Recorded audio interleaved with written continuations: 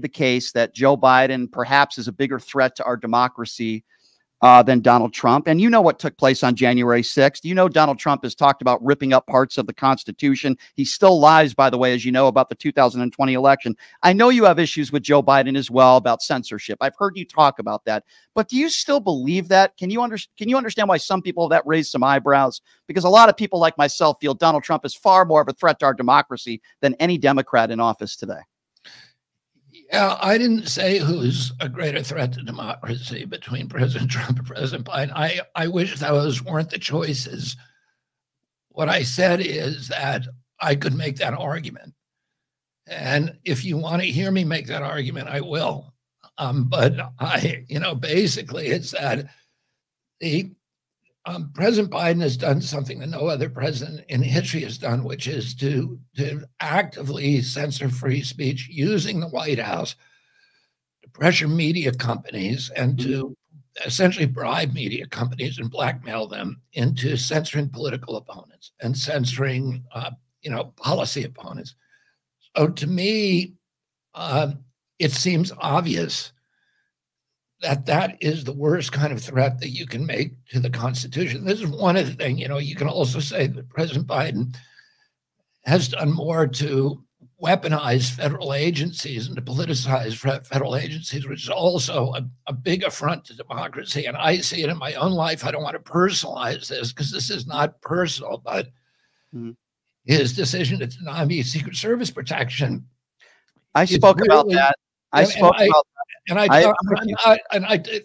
is my issues are minor, so I don't want to personalize it. But there's other, if you look at the Twitter files, the administration gave portals to the FBI, to the CIA, to NIH, to CISA, to the IRS, to all of these other federal agencies to go into people's posts on social media and alter them to censor people. And this is something that if liberals like myself or the media, which is supposed to be the guardians of the First Amendment, if they do not understand how dangerous that is, then it's, that's the problem, is the media is not calling it. And that's the other problem why you can make the case that he's more dangerous is because the media is okay with anything he does. And that is what's dangerous, because you can say, their attitude may be, well,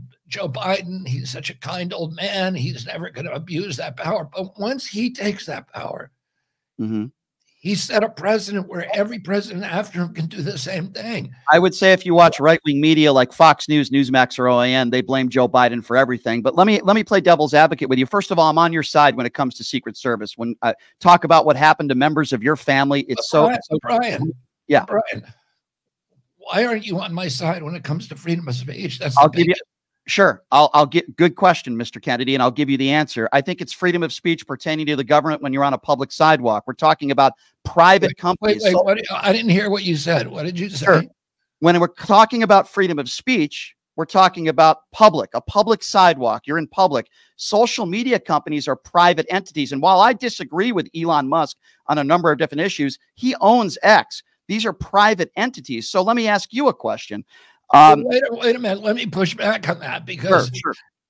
If you are a private, like traditionally, you owned a printing press, you could print anything you wanted. Or you could choose to not print something. So you could, if I sent an op-ed into the New York Times, it's up to them whether they print it or not. If they don't print it, I can't say, oh, they censored me. Right. So, because it's a private company. But what the framers of the Constitution were worried about was if government started telling those people what they could and could not print. And then the First Amendment is implicated. And that's exactly what happened in these cases. Understood. But Mr. Kennedy was coming in and threatening them with destruction. I understand we are going to destroy you if you do not censor our political opponents. That's public. That is exactly the scenario that the framers of the Constitution were frightened of when they drafted the First Amendment. And Hamilton, Madison, and Adams said, We put freedom of expression in the First Amendment because all the other amendments, all the other rights are dependent on it. If a government has the capacity to silence its critics, it has a license for every kind All right, of. well, let me ask you a question, though. Should you, where do you draw the line? Should you be allowed to incite violence? Should you be allowed to put out medical misinformation? For example, if somebody with a huge platform puts out something that is clearly medical misinformation, forget about the vaccines. Insulin is killing diabetics, let's just say. Shouldn't there be a line that should be drawn? There's certain things you would agree with me that you shouldn't be allowed to say anywhere that could incite violence or medical misinformation that can hurt or kill people. Would you agree with me there? Absolutely not. Absolutely not. There are plenty of safeguards against that kind of information. But the government should not be telling. There are forms of speech, Brian, that are not protected by the First Amendment. And one of those is inciting violence. If somebody's inciting violence, then that's not protected speech, and the government has the ability to come in and say that's not protected speech. We're going to censor it. Other issues like soliciting pedophilia or something like that are not protected. But just because something is erroneous does not deprive it of protection. In fact, the First Amendment was written not to protect the speech that we want to hear, not to protect speech that is true, but to protect speech that is dishonest, that is untrue. And there are other remedies for addressing speech. And, Learned Hand said that the remedy for bad speech is not censorship, it's more speech. It's people correcting it. It's litigation. If you mislead somebody about a cure or something like that, somebody can litigate against you. You can, if you have a duty to that person.